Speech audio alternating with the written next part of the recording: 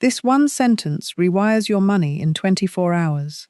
Florence Scovel Shinn taught that the tongue holds the pen that writes the story of your supply, and you have felt it, the way one careless sentence about lack seemed to lock a door that stayed locked for years. There is a verse tucked into the book of Job that Florence Scovel Shinn returned to again and again. It reads, "Thou shalt also decree a thing, and it shall be established unto thee, and the light shall shine upon thy ways." That is Job chapter 22, verse 28. And she would stop you right there and say, "Do you see it? The verse does not say you shall hope a thing. It does not say you shall wish a thing quietly under your breath. It says, you shall decree it, spoken as a settled fact, and then the establishing follows, not the other way around. Most people wait for the light to shine before they will speak the decree. And Florence Scovel Shinn taught that this backward order is the very thing keeping their good delayed.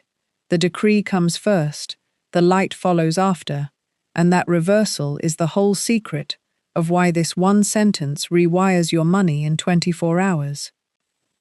So before we go further, let us plant your own decree right now. A fresh sentence, 3 parts, spoken as already true. Say it with me. My decree is already established. My supply is already moving toward me, and my word is my wand. Again, my decree is already established. My supply is already moving toward me, and my word is my wand. If something in you just went quiet while you said that, you are not imagining it, and you are not the only one who has carried a tired old sentence about money for years without noticing it was even there. Before we open the keys, type the word rewired in the comments below, just that one word. Let it be your seal on what you just spoke. Let it mark this moment as the one where the old sentence lost its grip. The first key is seeing that today is not a continuation. It is a fresh page, waiting for one sentence. Most people wake up and quietly reread yesterday's ledger in their mind before their feet even touch the floor. The same worry about the same bill, the same tired phrase about how money never stays. And Florence Scovel Shinn taught that this quiet rereading is itself a decree, spoken without noticing, and established just as surely as any deliberate word. It is not that life is repeating itself against your will, it is that you are copying yesterday's sentence onto today's page without ever picking up a new pen. Think of a woman named Grace, and how her mornings actually went. She would open her eyes, and before a single conscious thought had formed, her hand would reach for her phone to check the balance, and her chest would tighten the same small tightening it had tightened for years. She never chose that tightening. She simply inherited it fresh each morning, the way you inherit a coat left hanging by the door. She put it on without thinking, because it was simply there. And Florence Scovel Shinn taught that most people live their entire financial lives in exactly that coat, never once asking who left it there or why they keep reaching for it. So here is the shift. Before your feet touch the floor tomorrow morning, before the phone is even in your hand, speak one line on purpose. Something like, "Today is a new page and I write it in supply." That is all. One sentence, spoken deliberately instead of inherited automatically. And notice how different that is from simply hoping the day goes well. Hoping still leaves yesterday's coat hanging by the door, waiting to be picked up out of habit the moment you are not paying attention.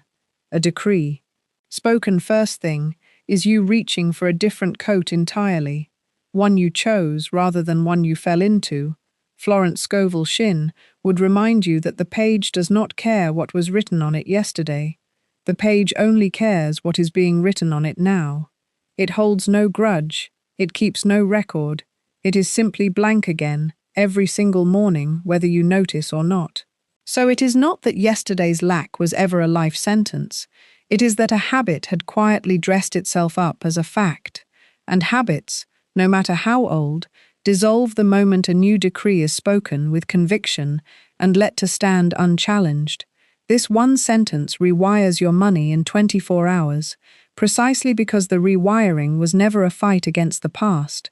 It was simply a refusal to copy it forward one more day. So let this be your first quiet victory. Not a grand vision, not a complicated ritual, just one page, one pen, one sentence, chosen instead of copied. And tomorrow, when your hand reaches for the phone the way it always has, let it reach only after the sentence has already been spoken. Let the new page come first, and the old coat can simply stay hanging by the door where it belongs. My decree today, not yesterday's. The second key is knowing that a decree is not a hope whispered. It is a verdict, spoken, as already settled. There is a difference between a courtroom and a wishing well, and most people, without realizing it, have been standing at the wishing well their whole lives, tossing in soft little hopes. I hope this bill gets paid. I hope business picks up. And Florence Scovel Shinn taught that hope, spoken this way, actually confesses the very lack it is trying to escape, because hope, by its nature, admits the thing is not yet so. A decree does the opposite. It stands in the courtroom of your own consciousness, and it rules. It does not ask permission. It renders the verdict first and lets the evidence file in afterward. Picture two people facing the exact same stack of bills. One says, I hope I can cover these somehow, and their shoulders sag as they say it. The other says, my supply meets every need before it is due, and something in their spine straightens as they say it. Same stack of paper, two entirely different courts convened over it. It is not that the bills change instantly the moment the words are spoken. It is that the atmosphere around the bills changes, and Florence Scovel Shinn taught that the atmosphere is what the outer world eventually has to match. Think of a woman standing at her kitchen counter on a Tuesday evening, the envelope from the utility company sitting unopened beside the sink. For months her habit has been to glance at it and murmur, here we go again. One evening she decides to pick up that envelope, and before opening it, to speak quietly but firmly. My supply meets every need before it is due. Nothing about the envelope has changed, but her hand is steadier, her breath is slower. And Florence Scovel Shinn would say that steadiness itself is the verdict already taking its seat on the bench. Notice too what happens the very next morning. A small payment arrives, unexpected, one she had honestly forgotten was even owed. The tired beggar mind loves to explain away every answered verdict as mere coincidence, so it never has to admit the courtroom is real. But Florence Scovel Shinn taught that a verdict rendered in faith does not need to be understood to be honored, it only needs to be received. So instead of saying, well, that was lucky timing, she simply says, thank you, of course. This is the part most people miss. The courtroom convenes every single time you speak about money at all. The grocery line, the rent due date, the small conversation about prices going up. Every one of these is a tiny trial, and you are either standing at the bench rendering a verdict, or standing at the well, tossing in another soft coin of hope. A beggar can even recite the words, my supply meets every need, and still sound like they are pleading, because the words alone are not the verdict. The standing is the verdict, and Florence Scovel Shinn taught that tone matters as much as text. A decree mumbled quickly out of obligation is still, underneath, a coin tossed into the well wearing a judge's robe, borrowed for the occasion. It is not that hope is wrong to feel, it is that hope was never meant to be the final word. Hope is the waiting room. The decree is the ruling, and lingering too long in the waiting room keeps a case open that could have been settled long ago. So this week, notice every time hope sneaks quietly into your sentences about money. Maybe this will work out. I hope it is enough. We will see how it goes. And gently upgrade each one the moment you catch it. Not I hope, but I know. Not maybe this will work out, but this is already working out. A decree gavel comes down once, and it does not need to be struck twice to be valid. Think of how a courtroom, once a verdict is properly rendered, does not reopen the case each morning, simply because someone outside grumbles about it. The ruling stands on the books, whether or not every person in the hallway agrees with it, and your own inner verdict deserves that same standing once rendered in full faith. It does not require your constant supervision to remain valid. It only requires that you do not personally walk back into the courtroom and reopen the case yourself out of nervousness. This is precisely why this one sentence rewires your money in 24 hours. Because a verdict rendered in full faith does not require a retrial every few hours to remain in force. It stands quietly, firmly, without needing to be re-argued every time someone in the room clears their throat. My word renders the verdict. My word does not beg. The third key is choosing the one sentence with the precision of a locksmith cutting a key. A locksmith does not cut a key roughly and hope it happens to fit. Every groove is measured, every ridge exact, because a key that is almost right opens nothing at all. It can look identical to the correct key, and still it will sit in the lock and refuse to turn. And Florence Scovel Shinn taught that vague decrees behave the very same way. A sentence like, "I want more money," is a key with no teeth. It fits no lock because it describes no destination. But a sentence like, "My supply flows to me now through open and unexpected doors," is a key cut with intention, present tense, specific in feeling, open enough to let the how remain a mystery, but exact enough to actually reach the tumblers. Think of two people standing at the very same locked door, both genuinely wanting it open. The first jiggles the handle and says, "Someday this door will open for me." And Florence Scovel Shinn would ask, "Someday, spoken to a lock, opens nothing, because a lock responds to the correct shape pressed against it right now, not to someday." The second person, standing at that same door, speaks a sentence cut to the exact size of their actual need. Not money in general, but this rent, this exact figure, spoken as already provided, and something in the very air around that door changes the moment the shape is right. Now consider a man named Arthur, who spent nearly 2 years repeating the same soft general sentence every morning, "I am prosperous, I am prosperous," and nothing in his circumstances moved at all. Not because the sentence was untrue in spirit, but because it was cut with no ridges. It fit no particular door in his actual life. One evening, sitting with his checkbook, he finally named the real lock in front of him, a specific debt, a specific figure, a specific date it was due, and he spoke instead, "This exact amount is provided for before the date it is due." And Florence Scovel Shinn would say that in that moment he stopped polishing a blank key and finally cut one. Within days, not years, the very door that had stood shut so long began to give. Not because the universe suddenly grew kinder, but because he had finally offered it something shaped enough to work with. Notice too how a locksmith is never impatient with the cutting itself. The machine does not rush the groove, and Florence Scovel Shinn taught that choosing your exact sentence deserves this same unhurried care. Sit with the actual figure, the actual name, the actual date, before you ever speak it as settled. A key rushed in the cutting jams in the lock later, but a key cut slowly and correctly the first time turns smoothly every single time after. So pause for a moment and pick one real area of your life right now. Not money in general, but the one bill, the one goal, the one number that has been sitting heavy in your mind long before this video began. Picture it clearly, the actual figure, the actual date it is due, and now cut your sentence to fit that exact lock. Keep it short enough to say in one breath. Keep it in the present, not "someday I will have," but "now I have." Keep it felt, not just recited, because a key cut correctly but never actually pressed into the lock still opens nothing.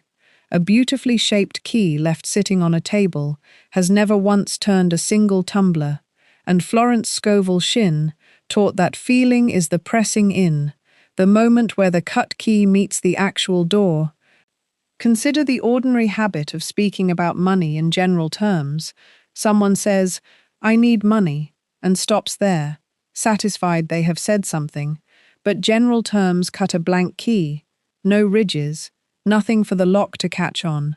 While someone who says, "The exact amount I need for this exact bill is already provided for," has cut something the universe can actually work with. It is not that the general sentence is wrong in spirit, it is that it never reaches the actual mechanism, sliding past the lock instead of turning it. This is why this one sentence rewires your money in 24 hours, and not some vague general optimism. Because precision is what lets a decree slide home and turn, a decree that is exact, felt, and pressed firmly into the one real need in front of you, does not have to search for a door. It was cut for this door alone. My sentence is cut exact, and it turns the lock. The fourth key is speaking that sentence until it becomes the very air of your ordinary hours. This is where most people quietly fall away from their own decree. They speak it once, feel a little lift, and then let the day swallow it whole. So let us walk through an ordinary day the way Florence Scovel Shinn might have, hour by hour, and watch what actually happens to a decree left unattended. 7 in the morning. You speak your sentence with real feeling. My supply flows to me now. And for a moment the room feels lighter. 8 in the morning. You check your phone, see a bill reminder, and without noticing, a little sigh escapes. That sigh is a sentence too. It says, "Here we go again." 9 in the morning. A co-worker complains about the economy, and you nod along, agreeing out loud, adding your own line to the complaint. Without realizing you have just spoken 3 sentences against the one you spoke at 7. By noon, the original decree is buried under a small landslide of casual agreement with lack. And by evening, when nothing seems different, the temptation is to say, "See, it does not work." But Florence Scovel Shinn taught that it was never the decree that failed, it was the abandonment of the decree in the hours between. This is the part almost nobody is told plainly. A decree spoken once in the morning is a seed, and a seed left uncovered in open wind can be carried off by the very first breeze that passes. A farmer does not plant a single seed at dawn and then wander off for the season, assuming the field will tend itself. The farmer returns, again and again, checking the soil, pulling the first thin weeds before they take hold. And Florence Scovel Shinn taught that the mind is exactly this kind of field. It will grow whatever is tended most often, not merely whatever was planted first.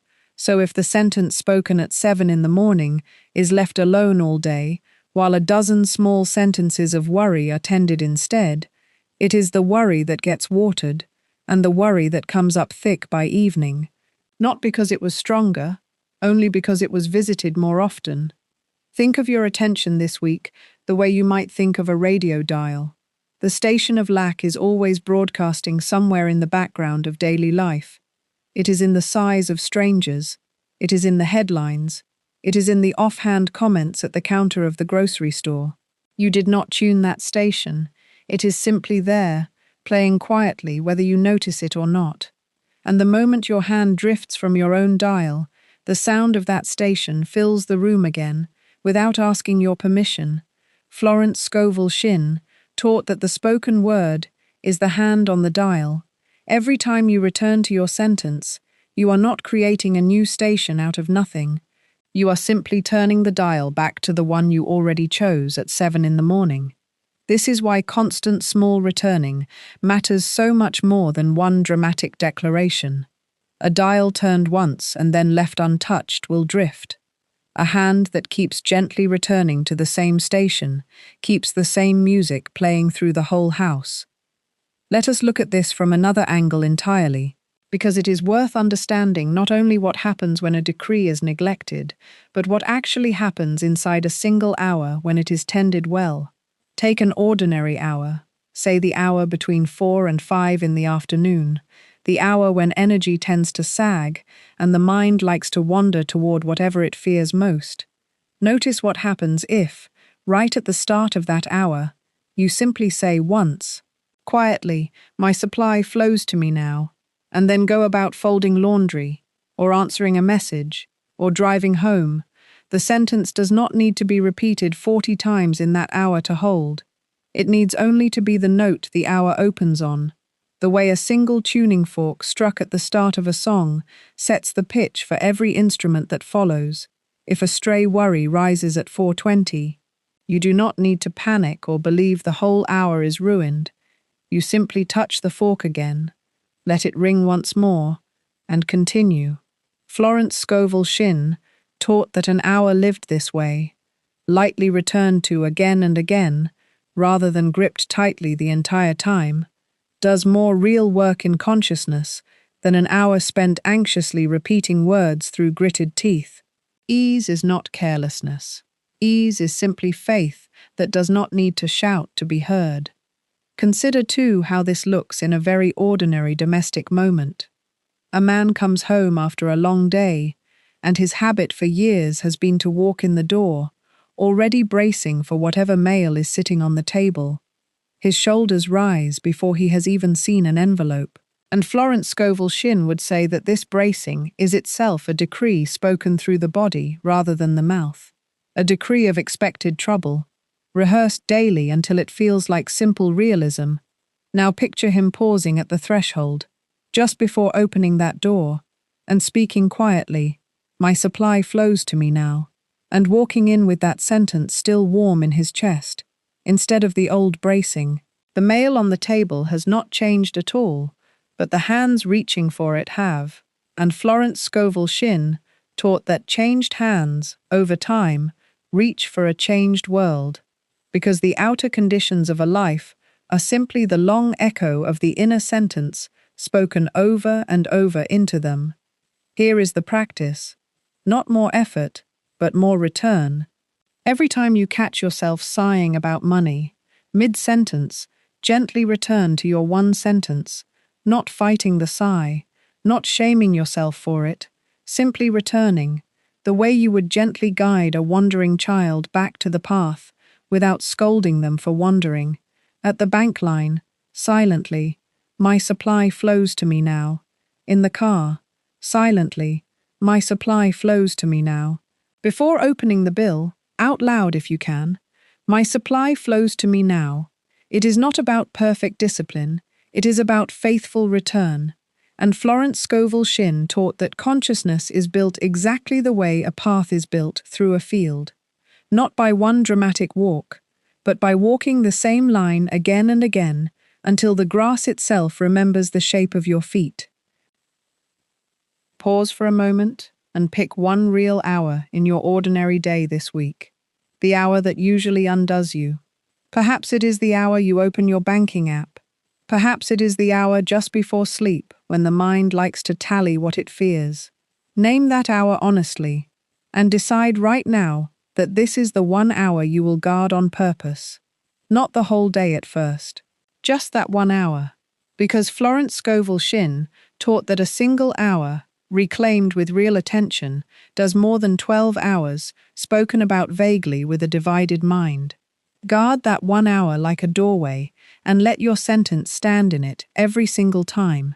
And notice, too, that guarding 1 hour well this week has a strange way of quietly spreading into the hour beside it, because a mind that has learned to return faithfully in one doorway begins, almost without deciding to, returning a little more easily in the next doorway as well. You are not asked to conquer the whole day at once, only to keep faith with 1 hour, and let that faithfulness teach the rest of the day by simple example. This is precisely why this one sentence rewires your money in 24 hours. Not because it is spoken once with dramatic flair, but because it is returned to quietly all day long, until it becomes the default road your mind walks without even trying. Imagine your money situation as a house, with the windows painted shut. One strong word does not need to force every window open at once. It only needs to be repeated at each window until the paint finally gives. Some windows open on the first touch. Some take returning to 3 or 4 times before the seal breaks, and neither timing means the decree is failing. It only means the paint on that particular window was older. Some rooms in the house of your consciousness have been shut for a long time, and Florence Scovel Shinn taught that patience with your own windows is not weakness, it is simply wisdom about how paint actually behaves. No one blames a window for taking a little longer when the paint has been drying for 20 years. They simply keep working the frame gently until it gives. By the end of a day lived this way, something quietly different has happened. Not a dramatic transformation announced with fireworks, but 100 small returns, stacked one on top of another, each return worth more than it looks, because each one is a vote cast for the new sentence over the old one, and Florence Scovel Shinn taught that consciousness is shaped by the vote that is cast most often, not the vote that was loudest. So tonight, when you lie down, notice honestly how many times today you returned, and do not judge the number, simply notice it, because the very noticing is itself a form of returning, and tomorrow there will be one more day, one more field, one more chance to walk the same line, until it becomes the road your mind takes without even being asked. My sentence is the road my mind walks all day. If this word is landing softly in your spirit, subscribe now. Let the next teaching find you the moment it is ready. The fifth key is refusing to argue with your own decree. Once a sentence is spoken with faith, an old and familiar voice tends to rise up almost immediately to cross-examine it. Are you sure? Look at the account. That is not what the numbers say. And Florence Scovel Shinn taught that the moment you answer that voice with explanations, you have stepped down from the judge's bench and back into the witness box, defending a case you already won. Picture an ordinary evening. You have just spoken your sentence with real feeling. My supply is already moving toward me. And within the hour, someone at the table asks how the money situation is really going, and a familiar reflex rises in your chest, wanting to explain, wanting to list the bills, wanting to prove the worry is justified, and Florence Scovel Shinn taught that this reflex, however innocent it feels, is the old self trying to reopen a case the judge already closed. The gate to your new state must simply close on that voice, not with anger, not with a long defense, just a quiet closing, the way you would close a door on a cold draft without needing to convince the wind it should stop blowing. When the old voice says, "Look at the account," you do not argue the account, you do not even correct it out loud, you simply do not open that conversation at all. Notice too how this same voice loves to disguise itself as caution, as realism, as simply being sensible about money. And Florence Scovel Shinn would gently remind you that sensible is often just fear, wearing a tidy little suit.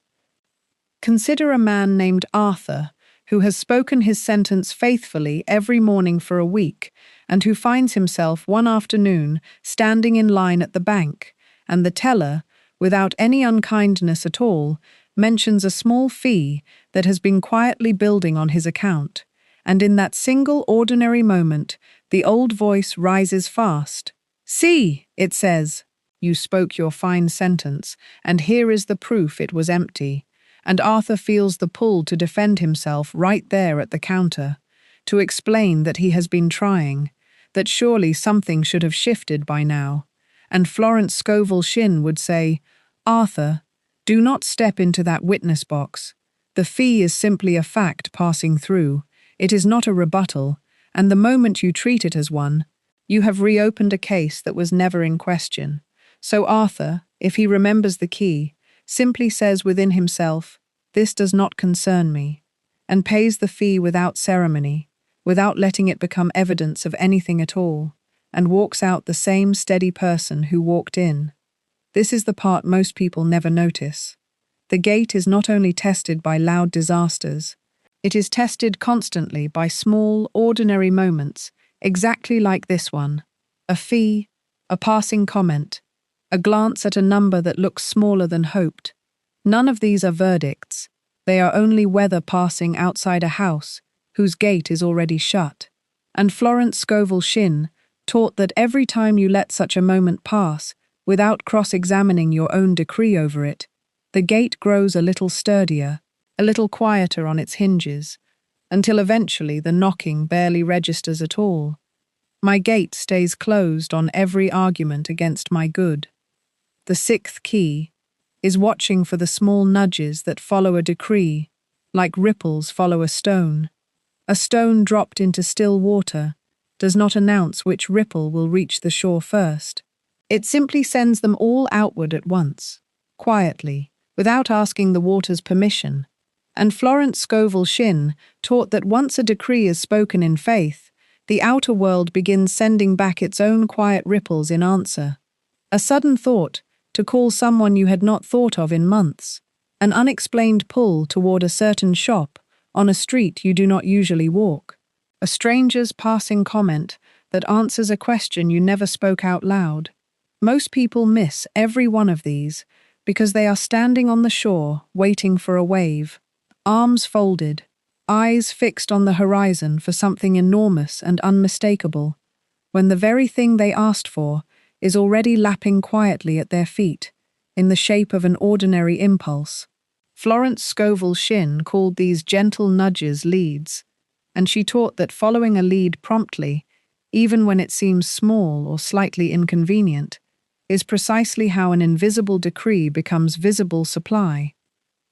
It helps to understand why the mind so easily misses a ripple. The mind was trained since childhood to trust only what is large and provable. A raise announced in writing, a check placed directly in the hand. But Florence Scovel Shinn taught that supply rarely announces itself first in that finished form. It announces itself as a whisper, a nudge, a small pull toward an action with no obvious financial connection at all. And because the mind is scanning only for the large and obvious, it walks straight past the whisper a dozen times a day, without ever recognizing it as the very answer it has been decreeing. Let us walk through what this looks like in an ordinary week. Say on Monday morning, you speak your sentence, "My supply flows to me now," and by Monday afternoon, a name drifts across your mind, someone you have not spoken to in perhaps 2 years. There is no clear reason for it, just a light, almost weightless pull. The tired self says, "That is random, I will think of it later," and later quietly becomes never. But the one who has learned to watch the ripples pauses right there and sends one short message, nothing dramatic, and it is very often through exactly that small, slightly illogical prompting that a door quietly begins to open, a conversation is renewed, an opportunity is mentioned in passing that the conscious mind could never have engineered on purpose because it did not even know it was needed. Consider too a man, any one of us, who speaks his decree Monday morning. By Tuesday he feels an oddly specific pull to walk down a street he does not usually take on his way to lunch. No reason attached, just a quiet tug, the old habit would say. I am in a hurry. I will stick to my usual path. And the ripple passes unnoticed. But suppose instead he follows it just once. And in a shop window, he does not normally pass, he notices a small sign, or overhears 2 people speaking about something that matters a week later. None of it announces itself as the answer. It simply looks like an ordinary detour. And Florence Scovel Shinn taught that this is exactly how supply prefers to travel, quietly, disguised as coincidence, asking only to be followed rather than interrogated. This is why this one sentence rewires your money in 24 hours, far more often than most people expect. Not because a check falls dramatically from a clear sky, but because the ripples move quickly the moment they are honored instead of ignored. A ripple delayed by hesitation loses none of its truth, but it does lose its timing. And Florence Scovel Shinn taught that promptness with a lead is faith spoken through action rather than words. To delay a small nudge out of doubt is to argue with your own decree, using your feet instead of your mouth. While your lips speak, "My supply flows to me now," your feet, standing still, are saying, "But not through that door, not today." And the two cannot both be true at once. It is not a great sin requiring punishment. It is simply a small misalignment between the word spoken and the step taken, and alignment, not intensity, is what lets a decree travel cleanly from the invisible into the visible. Notice also that a ripple almost never explains itself in advance. It does not arrive with a note describing how it connects to your supply. And this is where so many sincere people stop short. They want the reason before they will take the step. But Florence Scovel Shinn taught that this is asking the ripple to behave like the wave the impatient mind was originally hoping for, when the entire gift of a ripple is its quiet ordinariness. If it required no faith to follow, it would not be building the very faith the decree depends on to keep traveling outward. So this week, treat every small, unexplained nudge as worth honoring, rather than explaining away. The errand you suddenly feel pulled to run, though it was not on your list. The email you suddenly feel moved to answer today, the name that surfaces with no clear reason attached. Follow it lightly, without demanding the universe justify itself before you will move your feet. And watch, sometimes not that same day, but very often within the very 24 hours this sentence promises, how the ripple was quietly carrying your answer the entire time, waiting only for you to notice it was already moving toward you. I follow every ripple my decree sends across the water. The deepest key, the seventh, is letting the beggar self quietly dissolve so the true air can stand. And here, let us be very clear about what this means, because it can sound heavy if misunderstood. This is not a death of your body, and it is not a death of anything true about you. It is the dissolving of a false and borrowed self, a character you have been playing so long you mistook it for your own face. And Florence Scovel Shinn taught that this borrowed self is usually a very specific figure, the one who apologizes for wanting more, the one who flinches at the price tag before even hearing it, the one who says I could never afford that before checking whether it might actually be true. That figure was never the real you.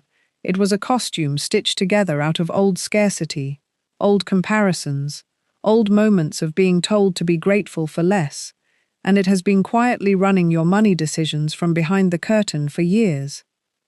Let me tell you how this costume moves through an ordinary day, because until you see it in daylight, it stays invisible.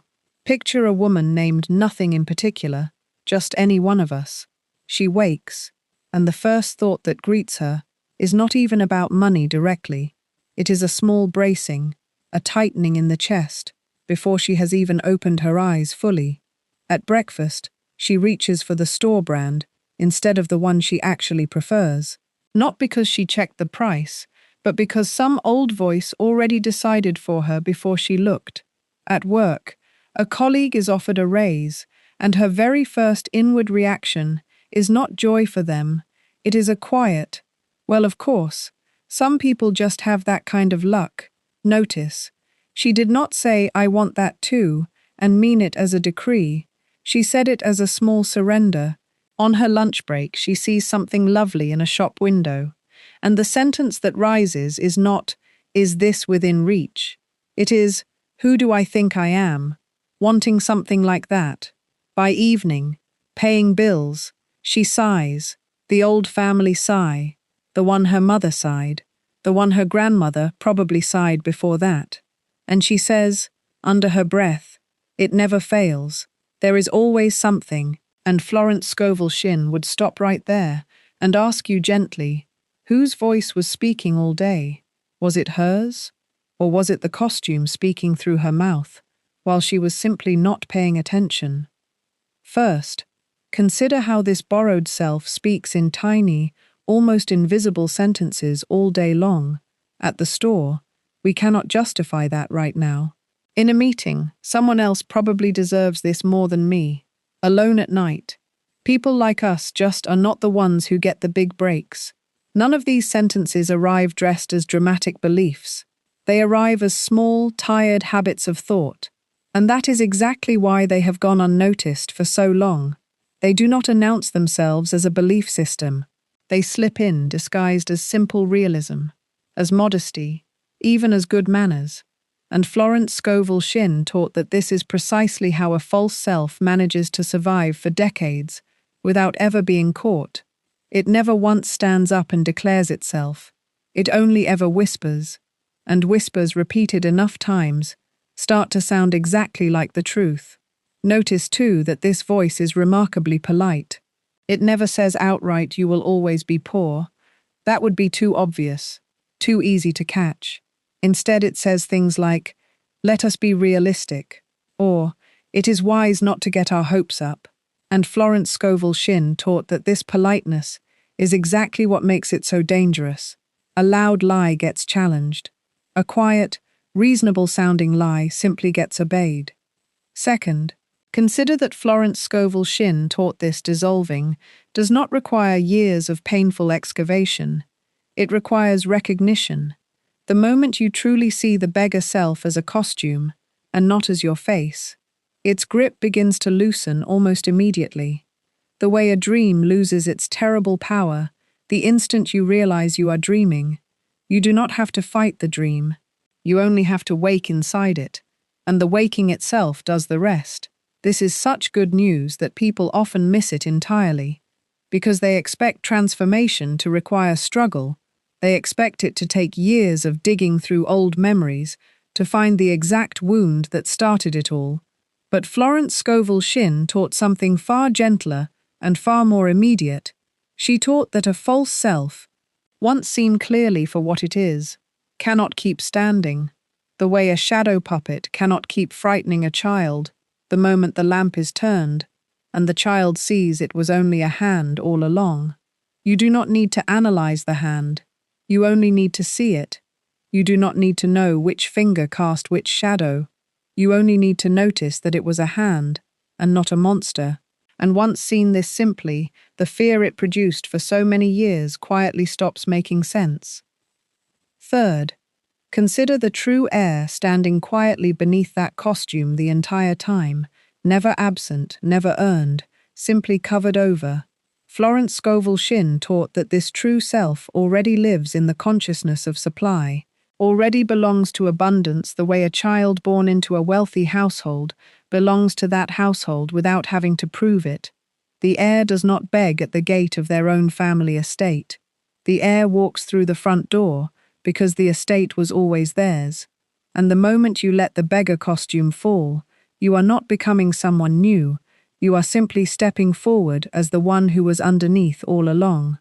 Think of it this way. If a child of a wealthy household somehow grew up believing, through some old confusion, that they were merely a servant in that same house, they might spend years polishing floors that were already theirs, apologizing for eating meals that were already theirs, sleeping in the smallest room out of some misplaced sense of what they deserved. And the day someone finally hands them the deed and says, "This was always yours," nothing about the house changes in that moment. Only their walk through it changes. That is exactly the shift Florence Scovel Shinn is describing. The estate of supply was never withheld, only unrecognized. The servant and the heir may sleep under the very same roof for years, eat from the very same kitchen, and only one of them ever thinks to ask why the door is locked when it was never locked at all. Fourth, consider how this same costume quietly attaches itself even to good news. Because a beggar self does not only speak in obvious lack, it also speaks in fear of losing what has just arrived. Someone finally receives an unexpected check, and instead of resting in it, the old voice rises immediately and says, "This will not last. Something will come along and take it," or "I should not spend this, better to hide it away and brace for what comes next." Florence Scovel Shinn taught that this bracing after good arrives is the very same costume, simply wearing a different disguise. The heir, receiving that same check, feels genuine gladness and lets it be gladness, without immediately converting it into another reason to fear, because the heir knows the supply behind the check is not the check itself. The check was only one visible drop from a source that does not run dry, while the beggar clutches the drop as though it were the whole ocean and trembles at the thought of losing it. Here is a small but telling test of which self is speaking in you this week.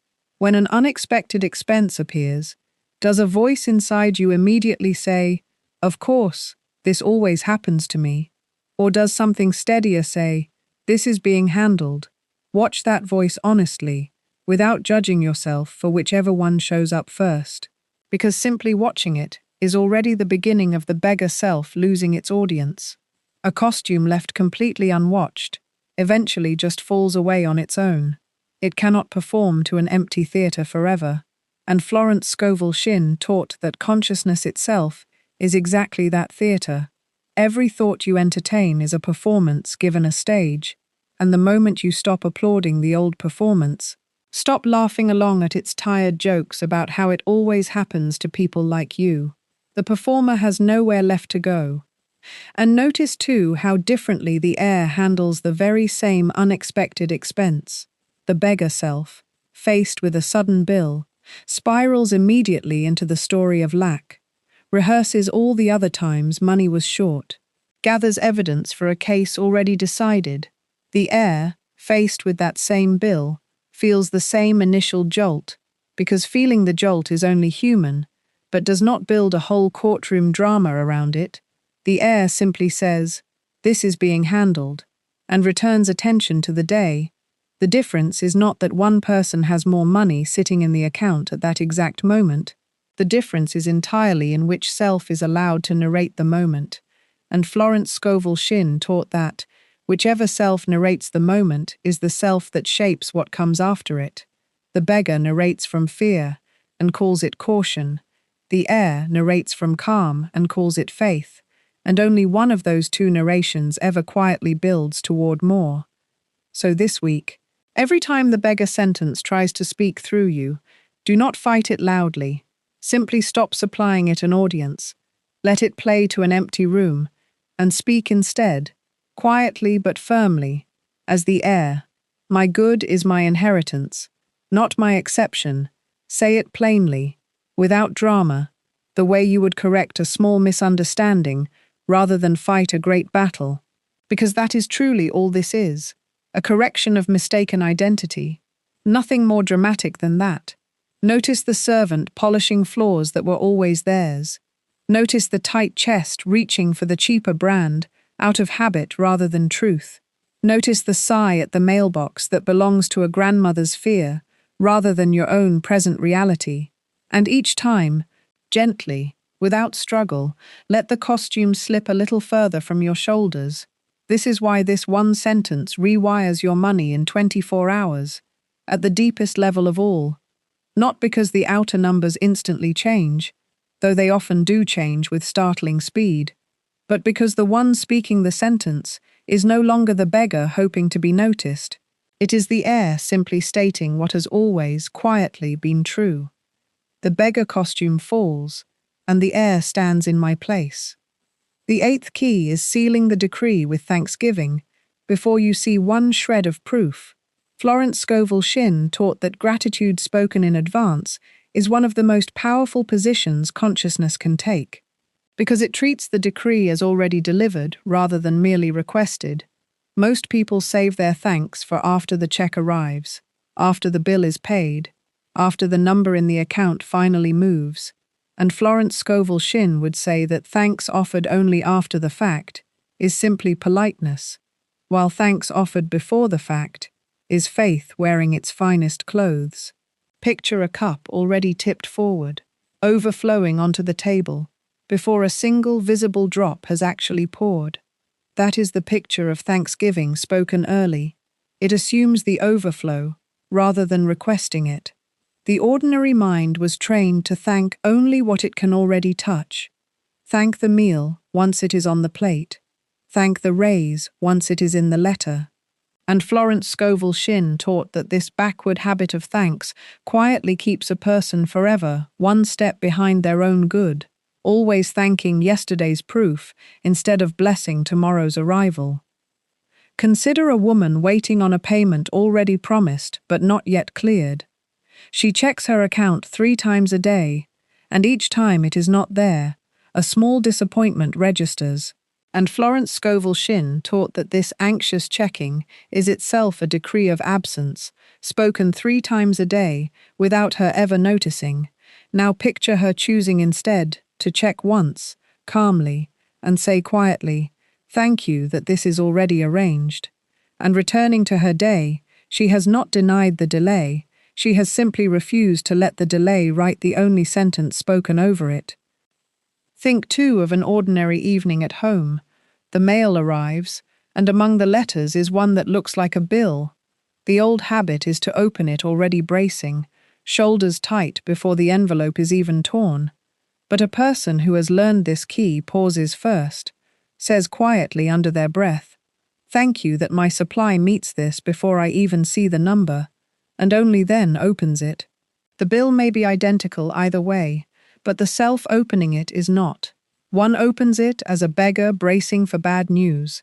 The other opens it as an heir, simply confirming what they already knew was handled.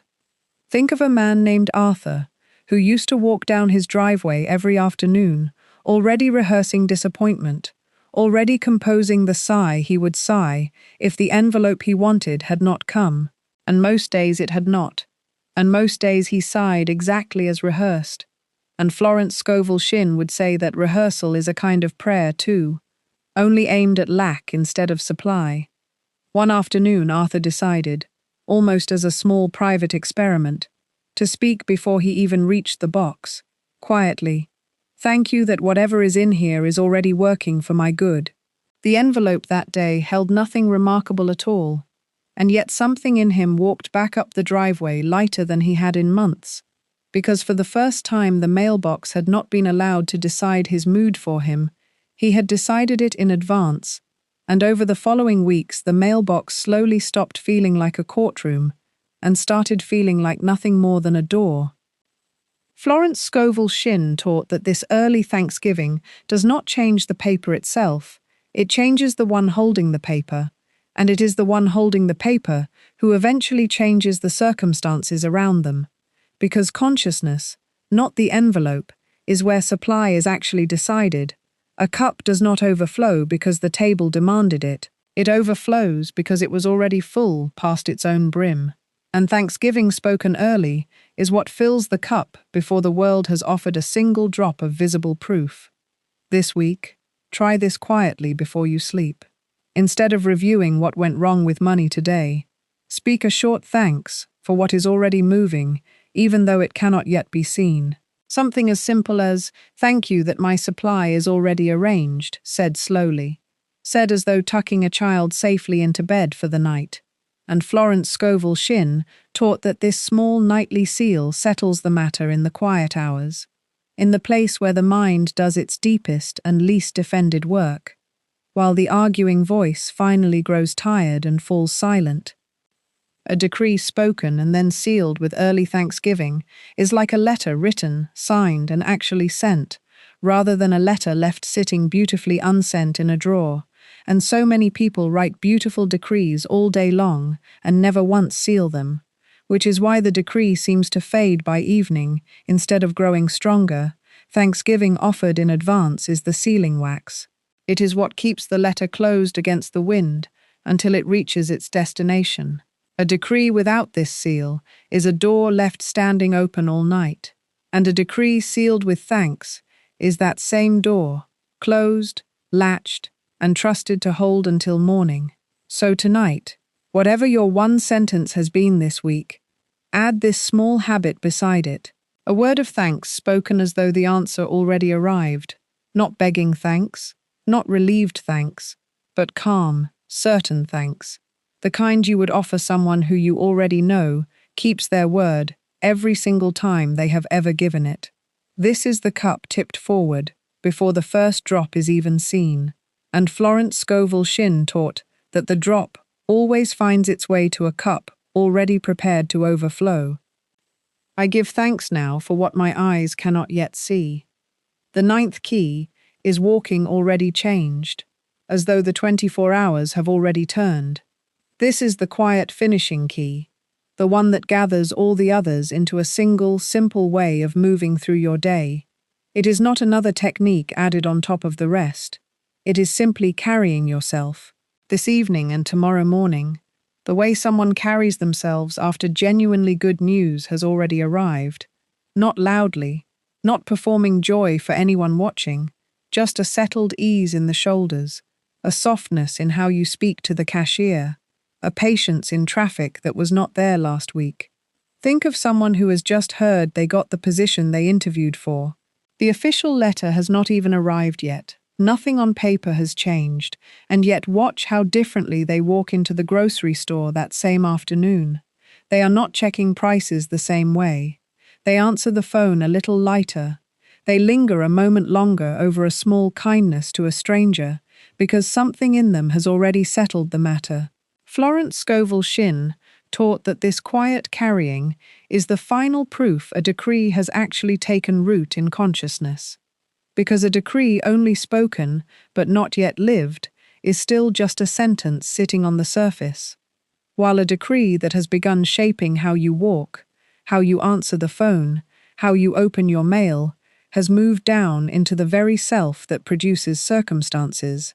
Pause for a moment and picture your own ordinary evening tonight, the dishes, the tired feet, the small worry that tries to rise up about tomorrow. And instead of rehearsing that worry, simply walk through the kitchen the way the one already provided for would walk through it, unhurried, unafraid, humming instead of sighing. This is the true meaning behind this one sentence: rewires your money in 24 hours. Not a magic clock ticking down somewhere outside of you, but a shift in the one walking through those 24 hours. It is not that the hours themselves hold some hidden timer. It is that the one moving through them has quietly stopped waiting and started living as though the answer already came. So tonight, before you sleep, and tomorrow, from the very first breath, simply walk as the one whose sentence has already been established. Let your good manners with a stranger be the good manners of someone already provided for. Let your patience in a slow line be the patience of someone who is not desperate, because desperation and decree cannot occupy the same body at the same time, and every hour you walk steady is one more hour the outer world has to quietly rearrange itself to match you.